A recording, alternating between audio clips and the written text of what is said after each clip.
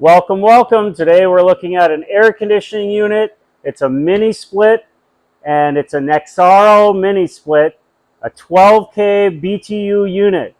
So we're going to do an unboxing, see what we get. It comes in two boxes. We have the interior unit, otherwise known as a header unit, and then we have the exterior unit. And so we're going to open up these boxes and see what we get. So I have this open, and the first thing that we see is this guide. Something I love about these. Not every brand comes with a guide.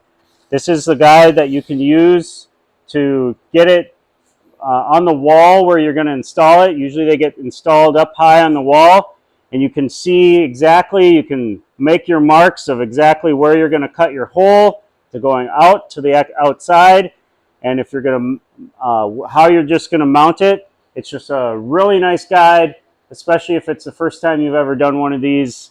It really just helps get it mounted in the right spot. So we got that.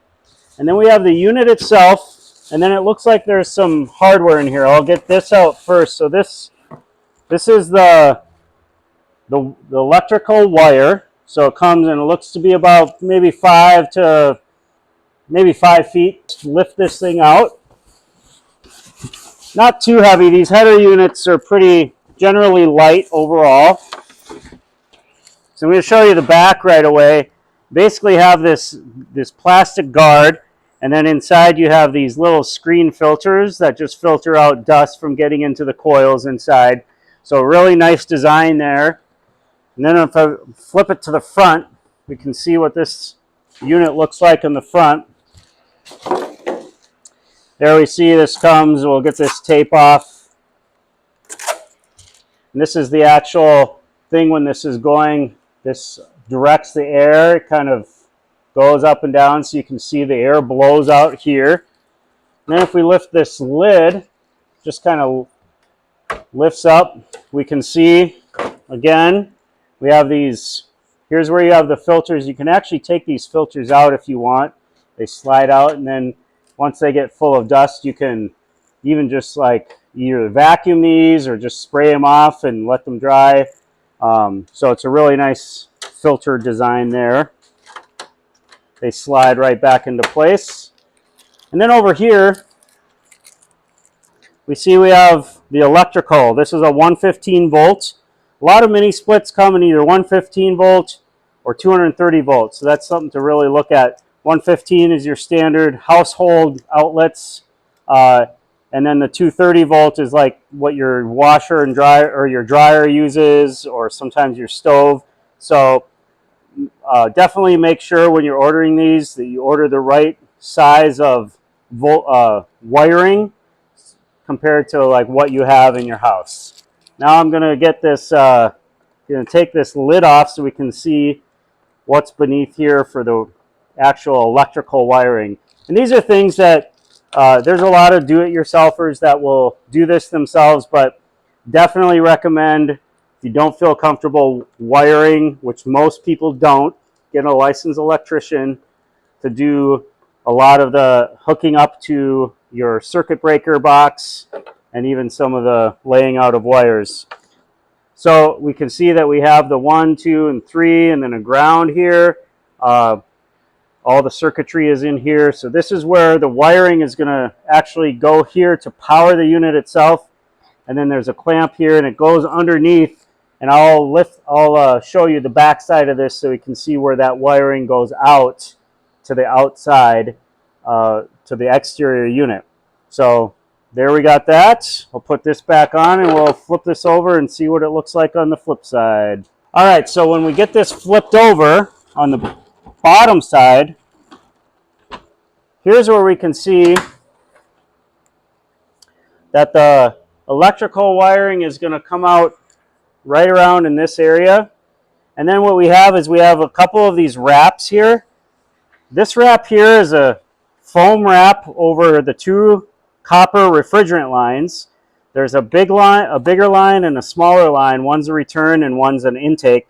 So those come with nice fittings there that we'll just screw off, and then we can, when we get the exterior unit, we can connect them together there.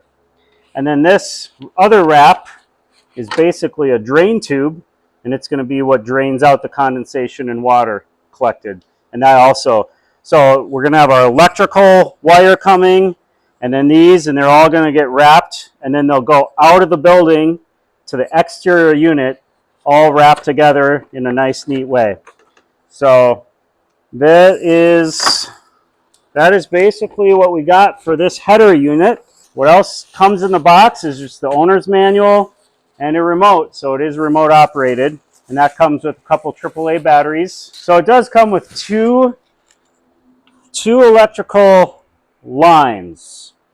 So there is versatility there. That first one I had said is about 5 feet. This one looks to be about longer, like maybe 8 to 10 feet, 8 feet. So that is a decent amount. So that's good.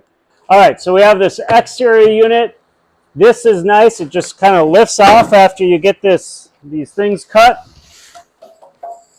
And what we got here is, here's where we see we have drain tube. And then we have some wrapping tape, some hardware, anchors and hardware. Here's some flashing. When we make the hole through the wall to the outside, this goes around just to make it nice and neat. And then there's this stuff called, it's basically like a putty, and it just helps to fill some of the gaps around the hole so that it just makes it so that there's no gaps in the hole. So we got that. On the front we have a refrigerant line. Comes with a nice red ribbon. Very nice. So unwrap that. Here we have our wrapped small refrigerant line, copper. And then on the back, what fell out, actually this is the large line, and then this is the smaller line. They both look to be about 6 feet, 5 to 6 feet. So we got those. And then the unit itself, ooh, this is a nice unit. It comes with this kind of this guard on here. I don't know if some people keep that on or if it's just for shipping purposes, but it's a nice guard. You have your fins on the back. So this is the back side of the unit. Here's the front side. You have the fan that blows out.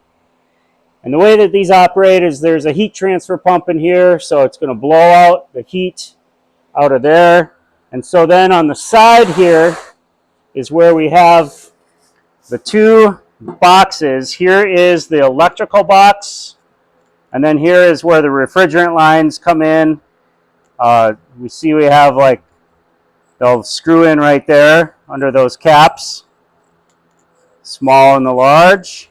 And then let's take this cover off. There's 3 screws with this cover. We've got this third one out here, and then this just comes off.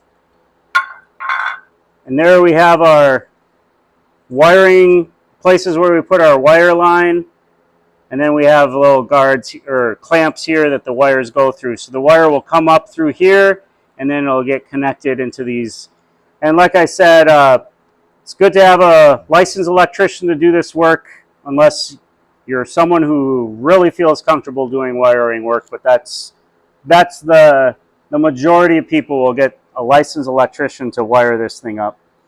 So there we have it. We have our unit, and this exterior unit can either be set right on the ground or on blocks or with a bracket. It's actually recommended to get this on blocks or get it up off the ground just to keep the longevity of the life of this thing from getting flooded out or a lot of soil or grass growing up in it. So it is nice to keep it elevated off the ground, but it's not necessary in order for it to operate. So we got the header unit, the interior unit, and then the exterior unit, and we are really excited to get these things installed. We have an old farmhouse with no AC, and the whole reason that we got this unit is to be able to cool our house down. After looking at all of the different units out there, this one checked all the boxes for affordability, for easy installation, and we're just really excited to get it up and running.